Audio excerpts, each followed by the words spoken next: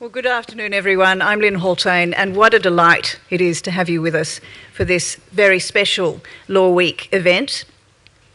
I am the Executive Director of the Victorian Law Foundation. We run Law Week. We hope that you have many and varied experiences during Law Week.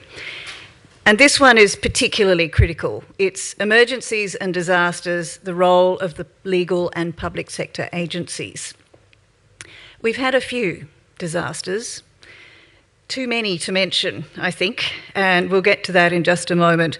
But before I proceed, can we acknowledge together the traditional custodians of country across the state and throughout Australia, where you may be joining us from for the live stream.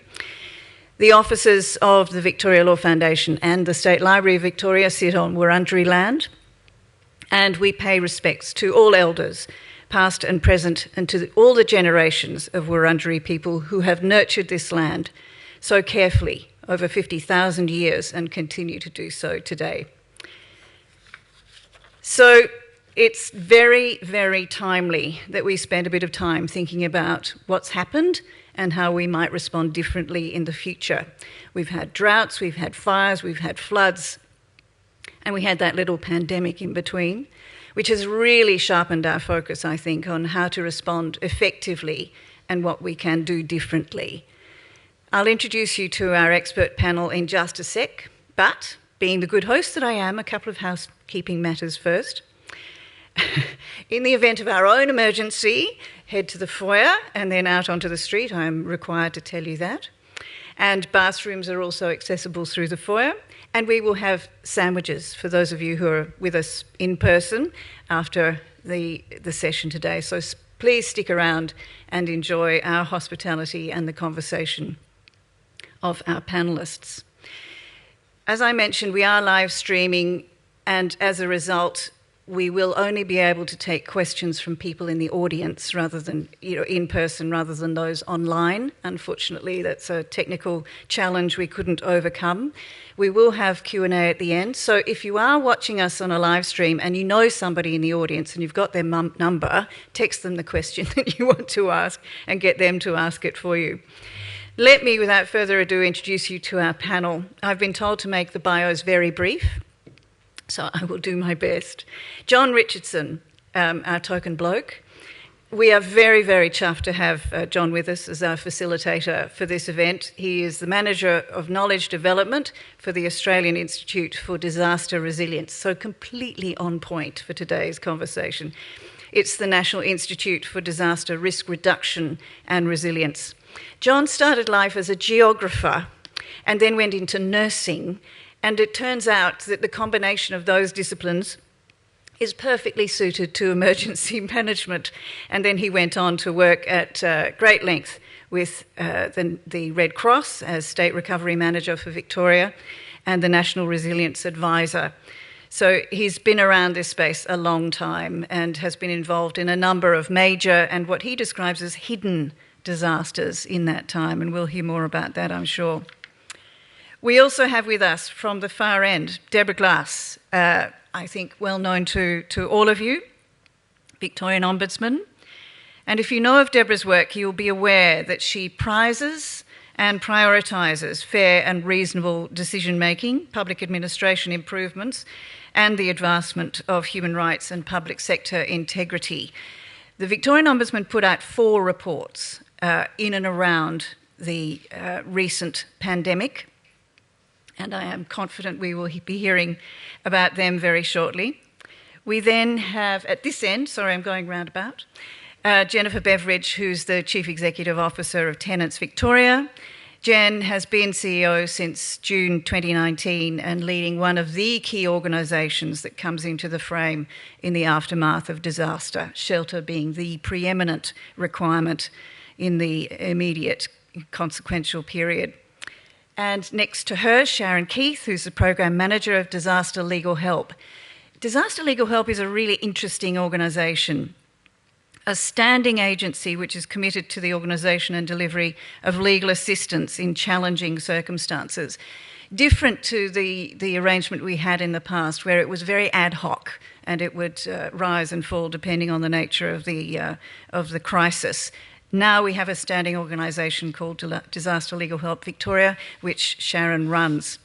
And lastly, but certainly by no means least, an old friend to the Foundation, Gillian Wilkes, who is the Chief Executive Officer of Social Security Rights Victoria, a role she's held since 2017, and one also that is critical in times of great stress to the community. How do we make sure the money gets to the people who need it in a timely fashion? She's been deeply involved in legal assistance for very many years, mainly through community legal centres, so knows that end of this experience also.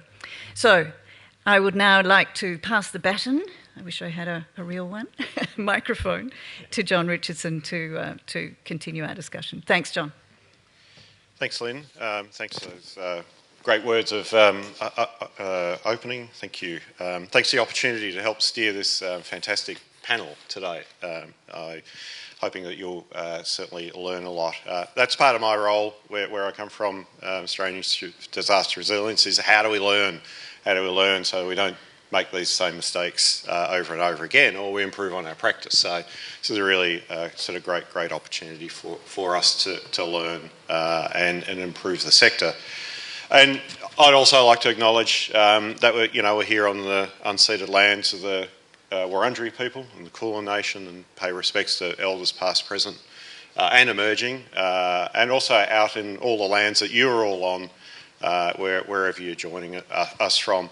I think the thing we should remind ourselves is that Indigenous peoples have been living with fire, floods, cyclones, earthquakes, volcanoes, dispossession and disease for 60,000 years. So there's certainly a lot we can learn about resilience and risk reduction from them.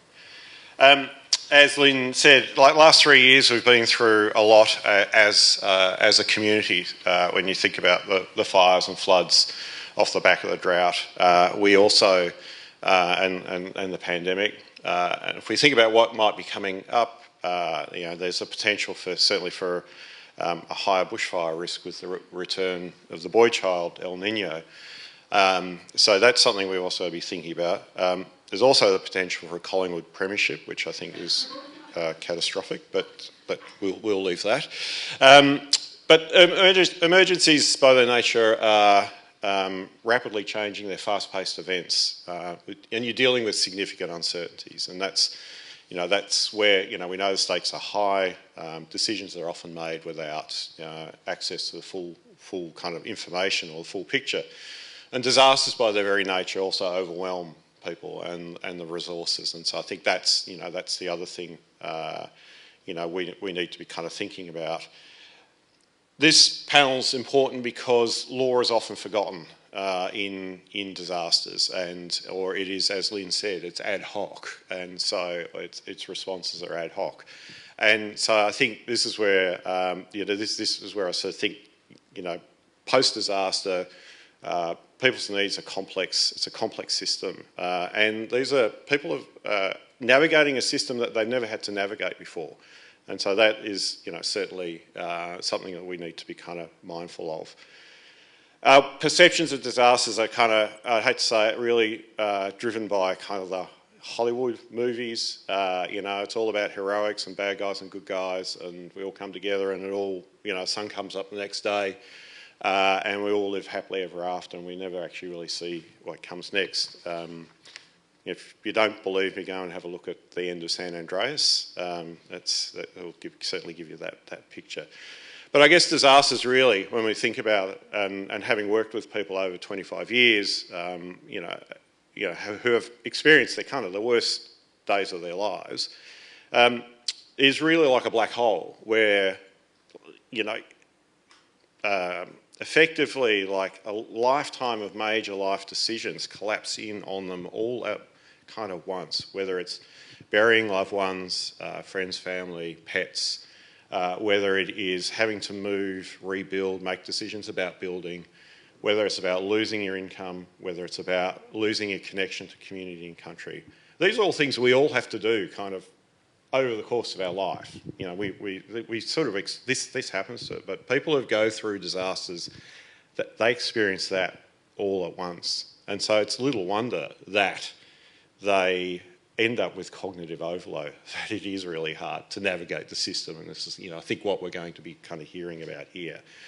And the other thing is that people get really surprised that, like, after 6 weeks, we'll probably hear more about this, 3 months, 2 years, 10 years, people are still like, what, you're not over that yet? That was years ago, or that was weeks ago. Why aren't you over this?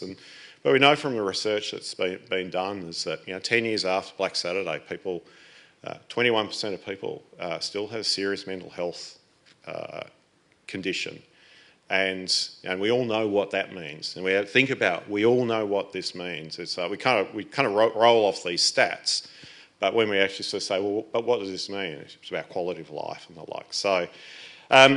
I'll finish up my ramble so we can get into the big stuff. But just to sort of say, the other thing just to be really mindful of is that there's no such thing as a natural disaster. Disasters happen because humans make decisions.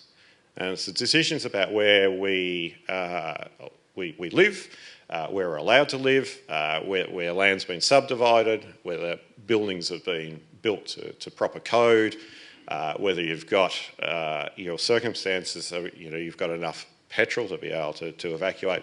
So there's this sort of notion around that where we're really trying to get people to sort of think, it's because natural disasters tend to sort of leave people with, there's not much we can do about this. And, we saw a former Prime Minister sort of talk about that up in the Northern Rivers in New South Wales. Not much we can do about this. Like, they're natural. But these happen because of decisions that humans have made, whether now or whether it has been, 150 years ago, 200, whatever it is. So I guess the last thing I'll leave for all of you out here and out there in the interwebs, think about something that you're looking forward to doing, and now think about how would you feel if you're not able to do it this year, next year, or in the next 5 years. Just think about how that would make you feel. So, I'm going to now turn to Jen. We want to talk about one of the most critical issues, which is really about housing. It's part of the core minimum standards. I'm interested in, how does Victoria rate, in the aftermath of disaster when we were talking about housing and people's housing needs? Thanks, John. Great question, and I could probably talk for an hour on this topic alone. I think it's fair to say that overall Victoria has done okay. When you think about the disasters that we've had over the last 3 years, starting with the bushfires, then at Tenants Victoria, very quickly followed up by the overwhelming demand on services that we were getting from international students who were affected by the pandemic very early on. We were having meetings with Disaster Legal Help talking about how we respond to the bushfires, and in fact we weren't hearing any of that at Tenants Victoria. What was starting to come through was the impact on people as a result of the pandemic that was unfolding in China. And then of course we've had the floods. So you're right. From our perspective, there were two main issues. There was the immediate issue, which is that people lost their homes. They needed temporary accommodation, and then the homes weren't replaced immediately. There was no possibility for a quick response, and so we then start to see what we were referring to as the long tail of people's legal need that was coming to us over time. I think the other thing to talk about is that the bushfires and the floods had a different arc of response requirements. So with the bushfires and the floods, people responded quickly, they mobilised quickly to provide support, and there was a core group of people who weren't affected, so we were able to be supportive of those who were affected. For COVID, it was very different, and home became a critical thing for all of us, and protecting ourselves from the risk of the pandemic was also a critical consideration. It affected everybody, and I think what we saw was a tendency for people to look after their own interests first and the interests of others second. Yeah, right. And so beyond the immediate needs, what are longer term issues in housing, sort of post disaster or post emergency? Again, we were really working hard to promote this idea that housing is a human right. It should be seen as an essential service. The legal needs do come later, but I think initially the law provides a benchmark or a standard against what people can expect to be a reasonable response. It's a bit of a baseline of this is what we expect is available to all people from a housing perspective, including renters, and work from there. What we saw were probably three types of issues. The first one was insurance related. So the owners were able to take action there, but the renters were left sort of almost powerless and lacking information and unable to make decisions for themselves. We've heard examples where temporary accommodation was provided in the form of a caravan for a house that required substantial repair. But once those repairs were commenced or the building was commenced, the caravan was removed, thereby just delaying the homelessness effect. Lots of flow-on effects for renters. So it's easier for many to declare a place uninhabitable and to have the property demolished and rebuilt, which made renters really reluctant to point out some of the problems that they were experiencing after the fact, especially in a housing crisis which has continued to grow when there's no alternative, and particularly in country areas where there's very little available. And then the last long-term effect is that of displacement. You talked about that before. But again, particularly in the regional areas, we saw this through all three examples, the bushfires, the floods and the pandemic, that people had to move, and that disconnected them from their communities, from their work, places of employment, schools.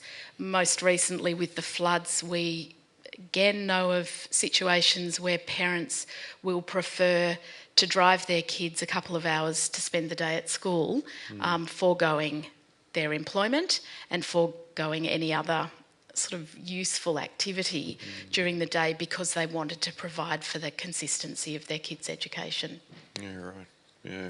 And what responses work well? What would you say has worked well?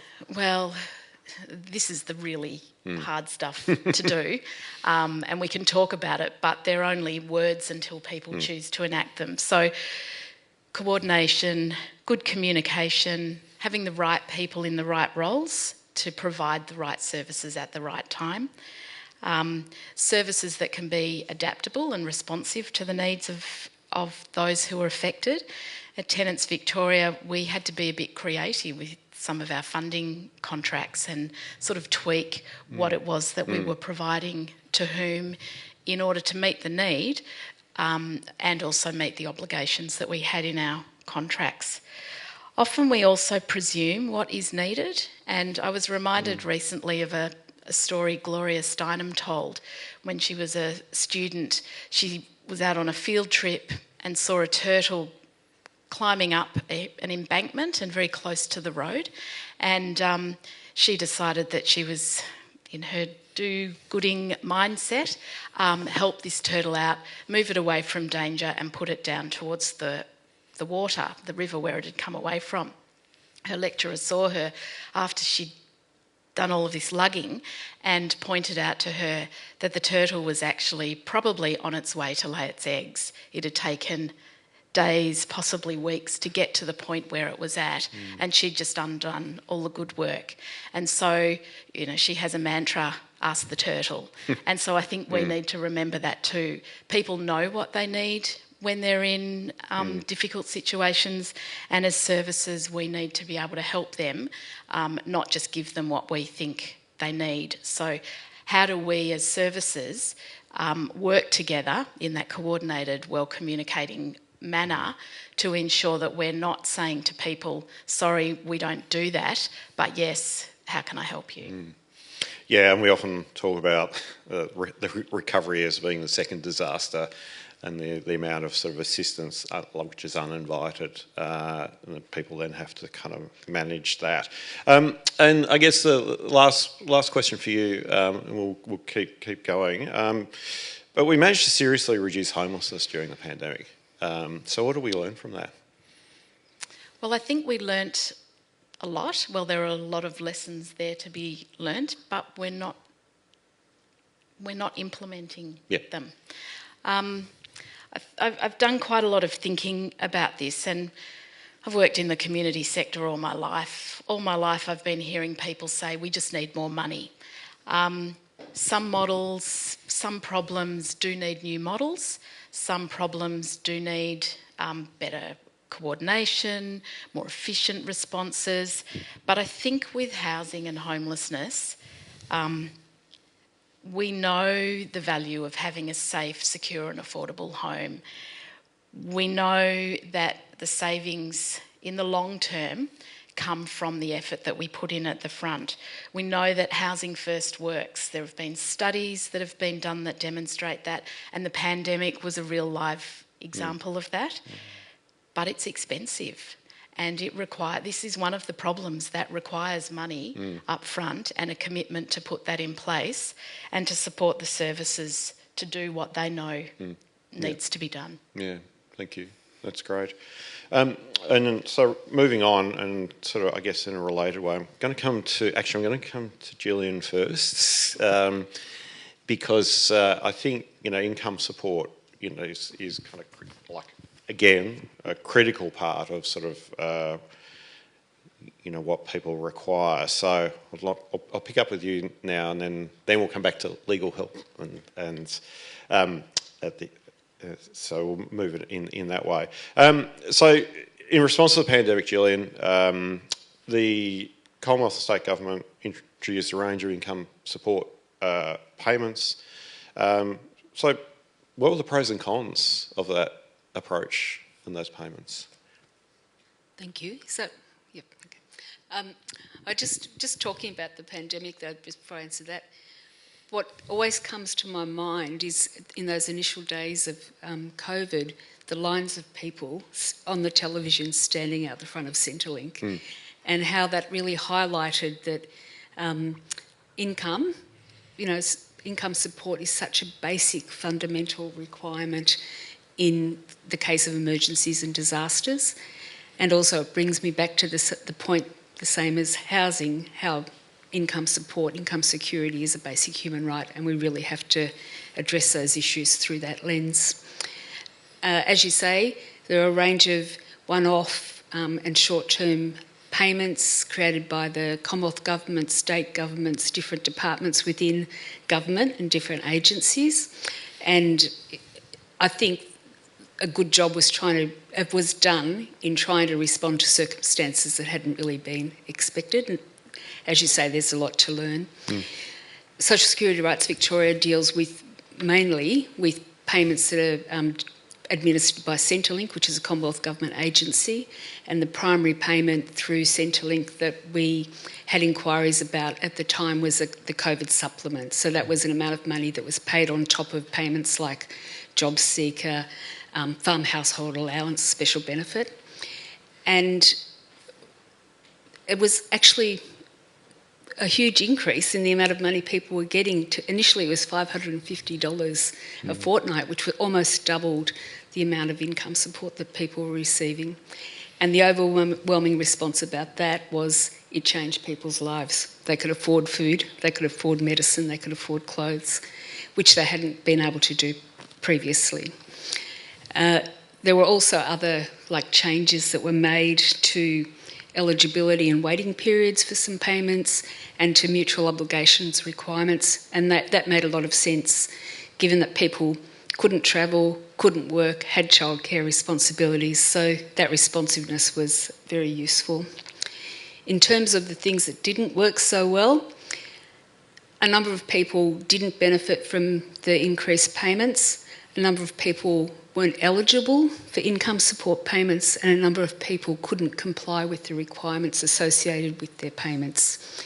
So we had people on some Centrelink administered benefits like the disability support pension who didn't get that supplement. So there was an inequity, and sometimes examples where people before the pandemic had looked to move from one payment to another, that change happened during the pandemic and their payment actually went down rather than being maintained. We had asylum seekers, people on particular visas like international students, and New Zealanders on particular visas who just weren't eligible for income support. They could no longer work, they couldn't go home, they couldn't get back to family and friends because borders were locked down, and many people were in very dire straits, and charities had to start intervening in those circumstances. And finally we had people who got caught outside of Australia. So people who had portability periods being applied, so they could be out of Australia for a certain amount of time before their pension or benefit was suspended or cancelled, who couldn't get back into the country, so therefore their income support was cancelled and they had to reapply. And also people who had expected to be back in Australia to apply for example, the age pension, but they couldn't get back in. They had to be in Australia to apply for it, so therefore they couldn't access that payment. Right. Yeah.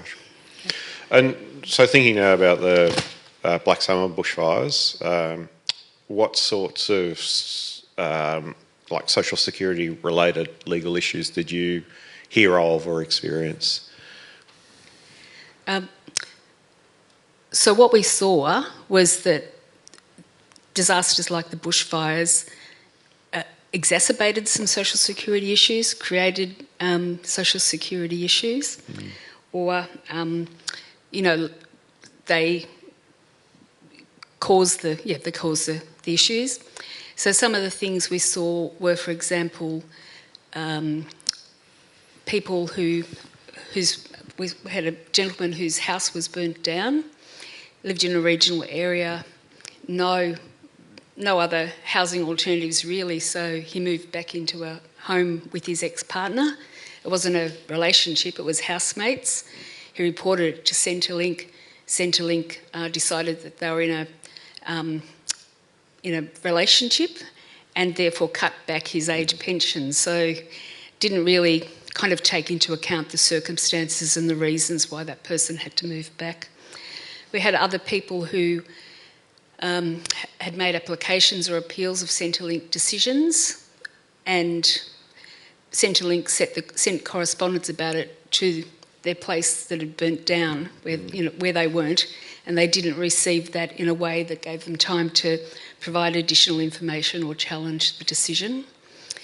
In the recent floods, we had a gentleman who had worked 3 part-time jobs to make do, couldn't get to 2 of them because of the floods, could only get to 1, didn't have sufficient income, but wasn't eligible for a disaster, for a payment. So those sorts of situations. Yeah, right. And how do you think government agencies can improve services, particularly if thinking about a trauma-informed approach? So I think that improvements can be made on 2 levels. Firstly, social security law definitely has been made very much with the individual focus in mind, like how do we get the support that's required by individuals and put a framework and a structure around that. And we think that those laws now need to be reviewed from the perspective of major events. So from a disaster-informed and a trauma-informed perspective. So there's opportunities to improve laws relating to how primary residences are dealt with as an asset, compensation preclusion, portability of entitlements when people are out of the country, a whole range of things, and that is a priority, and it's probably in many areas of law, but social security is one that I know most about. And the other thing, of course, is that government agencies and services must become more disaster and trauma informed, so practically and emotionally, and that includes things like training and supporting staff and guiding staff, the people who are making decisions, to ask the questions, to have discretion, and to use that discretion. Yeah. Fantastic, thank you. Sharon, talk to us about Disaster Legal Help Victoria. Thanks, John. Yeah. So Disaster Legal Help, probably the most significant thing about us is the collaboration that we bring. So we're a partnership of the Federation of Community Legal Centres, Justice Connect, the Law Institute, Victoria Legal Aid, Victorian Aboriginal Legal Service, and the Victorian Bar. So what that means is there's one place that you can go to get legal assistance if you're disaster impacted, but you get the entire sector in response and support. So we support communities both before and after disaster, and certainly in the last couple of years we've been really conscious of the need to provide support particularly in community legal education around disaster prep, things to look out for, ways to check your insurance policies, saving important documents electronically. One of the things that came out of the floods was that some of the benefits and grants that were available were really, really slow for people to receive them, and part of the reason for that in the very beginning was because people didn't have access to their ID, and so it was taking a really long time for those to be checked in order for people to be able to access those. So we do a significant amount of community legal education in regional towns. Anywhere that we're invited, really, we're really happy to go. And then the other part of the work that we do is in this response and recovery stage. So our role is really to coordinate across the legal sector in response to disasters. So that might be around attending a recovery hub, doing a communication campaign to let people know intake points, providing legal advice and referral. We also have a disaster phone line that operates all the time, so irrespective of whether there is a disaster event or not, and that's really an acknowledgement of that long tail of disaster and the fact that in 2 years after an event occurs, people may still need assistance, and it's really important that they know who they can call.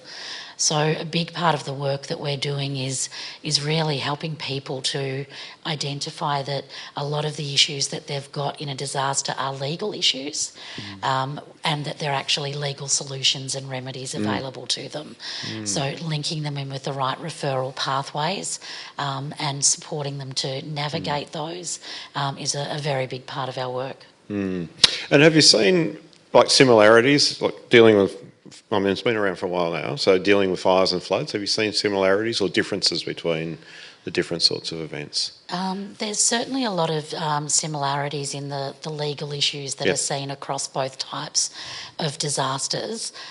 We see lots of issues that people can very obviously see relate to a disaster. So the tenancy issues and the homelessness and social security rights and insurance is a huge one.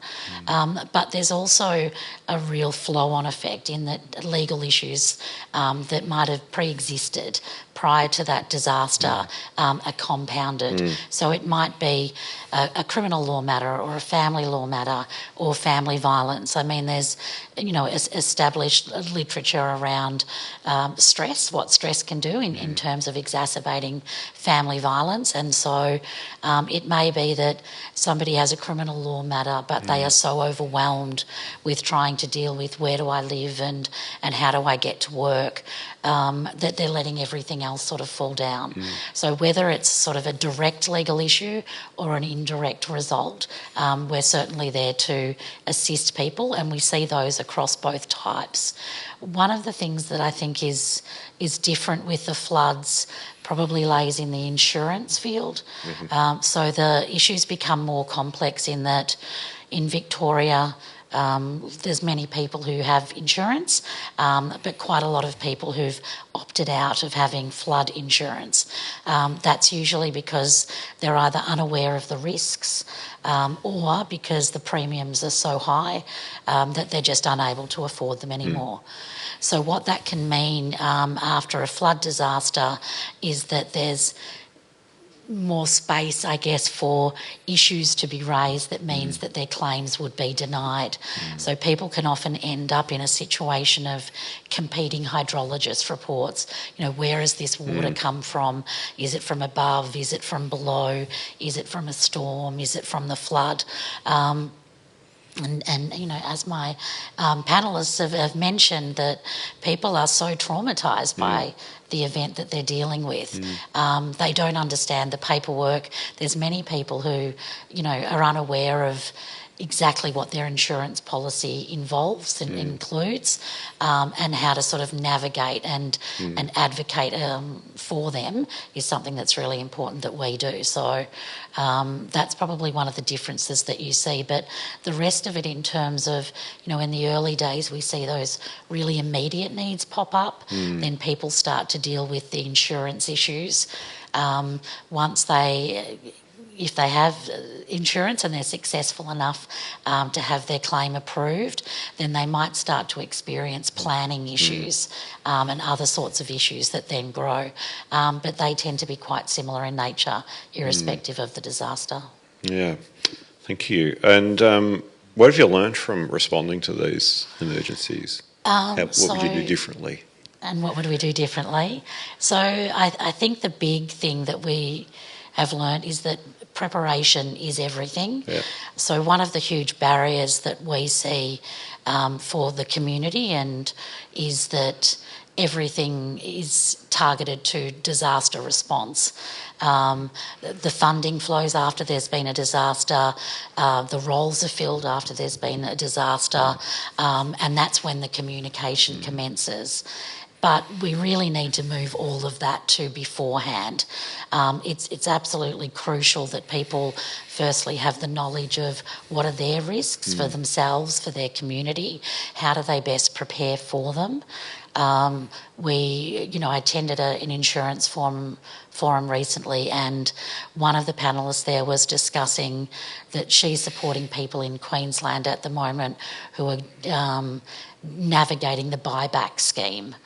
But the reality is that there's sufficient data out there for us to know which areas are most at risk, which communities most need to start preparing and to, improve resilience now. So those conversations need to happen now. It's really unfair for people to be expected to deal with those massive life decisions about buyback and reinsurance pools and all of those things that come towards them in a disaster when they are traumatised. They need to be able to be supported to have those discussions now so that they can prepare for it. And I guess for disaster legal help, how we are trying to also shift the way that we respond to disasters is through, historically we've done big volunteer call-outs post-disaster, but we're really wanting to do a call out to the legal community now and say, who would like to be part of our community of practice? Who can we link in with training and education? Who wants to support their own communities if something happens, so that when the next disaster comes, we already have a pool of volunteers who are trained, who are trauma-informed, who understand how to deliver culturally sensitive services, and we can roll out to support communities, more effectively and more compassionately. Yeah, great. As the National Institute for Disaster Resilience, that's music to my ears, so thank you for that. Deborah, I want to turn to you now and your role amongst a lot of things is helping us understand what happens, and the role of investigation is really important.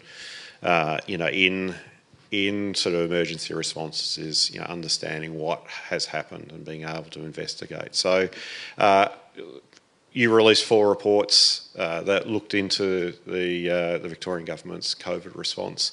I'd like you to sort of, and we've only got, but yeah, I'd like you to elaborate. A summary of each of them, I promise you. Yes. Clearly there are 4 major reports. Please read them. They're on the Ombudsman's website. I guess if I had to pull out a couple of key lessons that emerge from where it goes wrong: proportionate decision making, and when that fails, and good communication. So, let's just start with proportionate decision making. I don't think I need to tell this audience about the hard lockdown of the public housing towers, but that was a pretty devastating example of where decision making goes wrong. So we've got a crisis. We all agree there's a crisis. Everybody understands that there is a need for people to be locked down. What happened, of course, in that instance was that people only became aware of it when police were surrounding their homes. We're all familiar with what happened over lockdowns, but it still remains the only lockdown before or since that took place on no notice whatsoever. So in investigating that, one of the things we found was that it was not on public health advice. So, why was it? What happened? And so the lack of proportionality in that decision, because I deal with human rights, and human rights, of course, are not absolute. We can, it's always a balancing act for public service, public servants, for departments to weigh up, in their decision making, what you do and how you do it, and you're looking at, is there another way to deliver the same result? Is this the most proportionate way to achieve the end you need to achieve? And the answer in that case was no. So that was an example, a compelling example for me of where decision making was not proportionate, needed to be done better, but also where government purports to claim that nothing really has gone wrong, we see things being done very differently a year later. So lessons are learnt. Things are done differently as a result of exposing some of the decision-making that really could be done better. So I think, so for that is about acknowledging there is a crisis, recognising that things will be done differently in a crisis, and certainly in looking at the kind of human rights complaints we received in the course of the crisis. I did not investigate, vaccine mandates, all the lockdowns, mask wearing, and so on. But sometimes that balance tips the wrong way. And the other aspect that I think is worth highlighting is communication. I think some of my panellists have picked up the point already about filling out forms during a crisis. So, let's take the Business Support Fund. You talked about Centrelink requirements. The state government offered a considerable amount of support for small businesses, and initially they got that first one quite badly wrong. So although there was a lot of support offered, there was no recognition for people who weren't computer savvy, for example, who were trying to fill out documents online, who made a simple mistake. Typos meant that your grant was rejected. So we had a woman, sole operator, hairdresser somewhere in regional Victoria, trying to fill out something online, makes a mistake, application rejected, doesn't get the funding that she would actually be entitled to, and can't work out why. So there are a lot of mistakes made early on. But we also saw that being rectified. And I do want to give a plug to the department, because they learnt from their mistakes. When they rolled out further grants, it was done much, much better. So we've also seen in times of crisis the ability of agencies to learn and improve, and I give them credit for that. And that obviously, that comes from being able to shine a light, clearly, on Well, these there's things? a lot to be said for learning from complaints. And, and look, this is, obviously complaints are my business. Yeah. It's a bit of a mantra for me. Yeah. Complaints are free feedback. You should love your complaints. Complaints really will also give you a sense of, it's the canary in the coal mine. So, if the Business Support Fund had an early complaints process, they would have been alerted to all the things that were going wrong in their systems, so they could have gone back and said, yes, we need to fix this bit because that's clearly not working. And in your report, and or the reports, you're saying that you were getting complaints like as it was happening, pretty much, and you're investigating then. Were there common themes in these in these complaints? Communicate. Well, I think government overreach. Clearly is a pretty common one. Unfair decision making, kind of a computer says no response. We saw that with the investigation into the exemptions for border crossings. Some really heartbreaking examples of where decisions were made that just didn't seem to take into account individual circumstances. So, many different. Communication is a theme that comes up time and time again. And what we also see, with that. Sometimes public officials are reluctant to give bad news, so they don't say anything at all.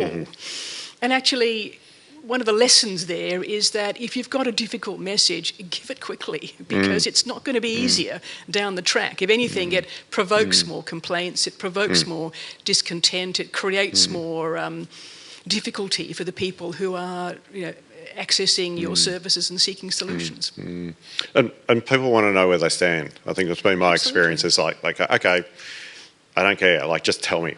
Tell me what, then I can navigate. That's I start to navigate. If you can't get through to a call centre, if you're dealing with a computer, if there's no information available, all of these things create levels of really avoidable drama, and you could nip a lot of that in the bud by having by scaling up, having a well-trained staff who are able to deal with your questions, give the bad news if necessary. And we've actually seen that happen, and we've seen how it can succeed.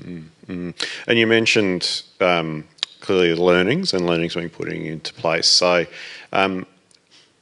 what other learnings have you seen, and how do you think that will help agencies Well, let me give a plug for a fifth document, which I did bring a copy of. This is our good practice guide to complaints handling in a crisis, everybody. So you can get it in the foyer. All available online. Everything is freely available online. So what we, in addition to the learnings from the 4 investigations where things obviously went wrong, we also looked at examples of good practice where things went right. And it may surprise you, for example, the State Revenue Office did a really good job of dealing with a home builder grant. The COVID quarantine Victoria, we expected that we would get a raft of complaints from about people being put into hotel quarantine, and in fact we did get complaints, but we got much fewer than we expected, and they were resolved much faster than we expected. So what does that tell us about how to do things well? Well, CQV, and the lessons are in here.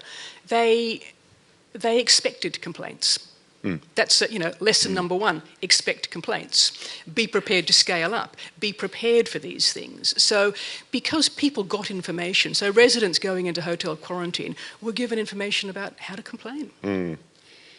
And what that does is anticipate things, and you respond quickly to those things. Again, it gives you the pressure points. The State Revenue Office, in dealing with the home builder grant, were prepared to deal with distressed people. So another thing that they did well, pick up the phone. So you're not dealing with a computer, you're not dealing with a template, a routine form letter. People who thought they were going to get a grant, who did not qualify, who were clearly going to be distressed by it. Much of that distress was alleviated by a human phone call. Somebody saying, "Well, I'm really sorry. This is what's gone on here. These are the reasons why." So, there's a list of lessons. Actually, you'll find them in the report. Great. But some agencies really did well, and again, there are things that we can take from that. And if there's one thing that I think we all know is going to happen, there will be another crisis. Yes, absolutely. And I think that's good notes for us to sort of end kind of formal panel on the fact that we can learn and the things that we can put into practice for next time. I'm going to open, we've got about just a bit over 5 minutes, so I might just open it to the audience for some questions now. And we've got a roving mic, so here it comes, or do you want one of ours? Amazing. I'm in awe of the conversation so far, so thank you very much. I work in construction around post-disaster facilities, and I actually don't think I think we're all at a miss. We've all had, what are we going to call them, near misses. Every one of these disasters could be 10 magnitudes greater. So my question to yourself is, business continuity is what all of this is about, and lessening the damage, mitigation beforehand, and shortening the tail of recovery. Do you see good embedment of business continuity, or actual, not just a tick box, but good continuity at the start and listening to the problems early so that there is capacity when the disasters hit? I'm happy to have a go at that, even though we talk about the experience of living in a home rather than the bricks and mortar perspective. But one of the things that happened very early on was that laws were put in place so that we had an eviction moratorium. And you know, if you think about business continuity from that perspective as keeping people in their homes, we were all able to snap into gear really quickly at the start of the pandemic. So that took, you know, government to make that first decision and put the framework together, and then all of the players to come together and work to ensure that that was happening. So we had laws, we had policies, we had practices. The first part of that was a rent reduction, and 75,000 rent reductions were lodged with Consumer Affairs during that time. Many more would have been negotiated that didn't come to Consumer Affairs, but that kind of set the tone. And then people were able, there was a bit of a dispute resolution process to enable the rent reduction to be agreed on. But then people were able to move across to Homes Victoria and apply for a rent relief grant, which, you know, facilitated even further their ability to stay put. And all along the way, community service providers, community legal centres, other agencies were involved in ensuring that we achieved that outcome. And so I think there's a lesson in there that we were all absolutely aligned to the end goal, and we worked really well to achieve that end goal. So that would kind of be my perspective on that. Thank you. I just want to pick up on the point about government being a bit easier for the individual to deal with, and Deborah, you gave some good examples of individual agencies being ready. I wonder if you know anything about Services Australia, or perhaps another part of government at state level or federal level having a discussion or setting up a function, process or team that can deal with the everything, everywhere, all at once experience of individuals? No, I'm afraid. I tell me about it. Does this exist? It sounds like nothing in the wind. Sounds like that's the question. Ambitious idea. Look, I think I'd love to know that such a thing existed. I think the reality is, and we see this in crises all the time, nobody knows who's in charge. I mean, one of the critical issues that came through in the Towers lockdown, for example, were the number of people on the ground who weren't sure who was making decisions. And you know, I had a couple of my own staff there the night this all happened, and they couldn't find out what was going on. So it's understandable, but it's also not good enough that. That coordination often fails. So one of the keys, I think anybody will tell you in a crisis, is very clear roles and responsibilities, very clear boundaries, knowing who's in charge and having good lines of communication where those lines are blurred, as they almost invariably will be. So I'd love to think that there is a grand plan to sort all of this out. I'd be surprised. I'm going to jump in here, even though I'm the facilitator. So this is the age-old question, and it's been around for, well, probably a century, I think, that notion of telling a story once so that you don't have to go through multiple times. There is work being done at a federal level. I don't know how progressed it is, but I understand that there's certainly work to try and address that as an issue. And in fact, there was, just for fun, looking at the budget papers that came out this week, there is an allocation that is looking at that. So I was going to say hopeful, maybe not hopeful, but this has certainly been seen as an issue that's been around for a long time, and particularly in today's age of our ability to manage information. So there might be something coming. Thank you for a really great conversation. My question is probably for Jennifer and Genevieve. I'm interested in the fact that disasters are terrible in many ways, but they also provide an opportunity for quite radical experiments with policy. And we saw that with the evictions moratorium. We also saw it with the increase to New Start. But we lose that when the disaster comes to an end, even though we've had an opportunity to prove a different way of approaching a key area of social policy.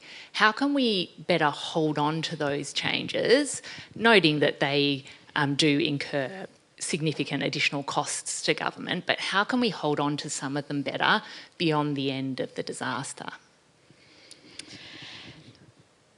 So I've been thinking about that a lot, and I've made some notes here just in pen after I finalised my notes, and I've asked two rhetorical questions. Do we need the disaster to force the action? And are we prepared to take risks in planning for the unknown? And so they're knowable unknowns. We know that these things are going to happen. We don't know where or when or in what form, but we know they're going to happen. And I suspect there's a complacency that when it's not front and centre, we just slip back to the old ways of doing things. To your point about radical, for us it was radical advocacy. I was able to call ministerial advisors and pretty much say, I told you this was going to happen. Have you thought about it now?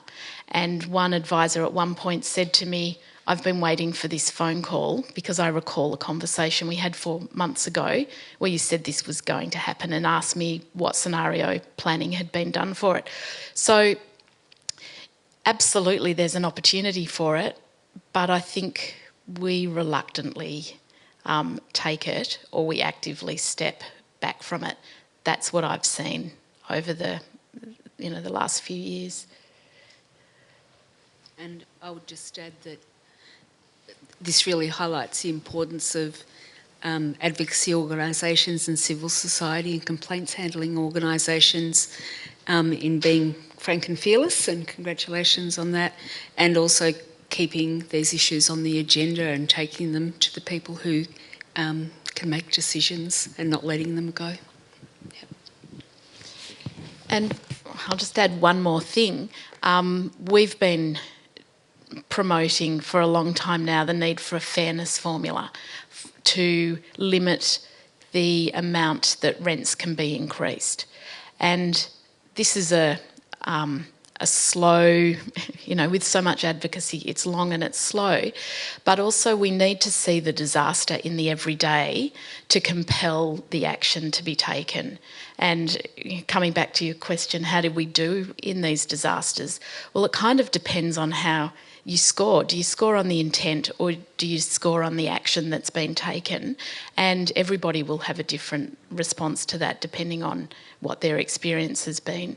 So absolutely, how do we, not to dull our senses to the urgency and the need to take action, but to just demonstrate that every day disaster is happening in the lives of people around us. So how do we keep that on the policy agenda?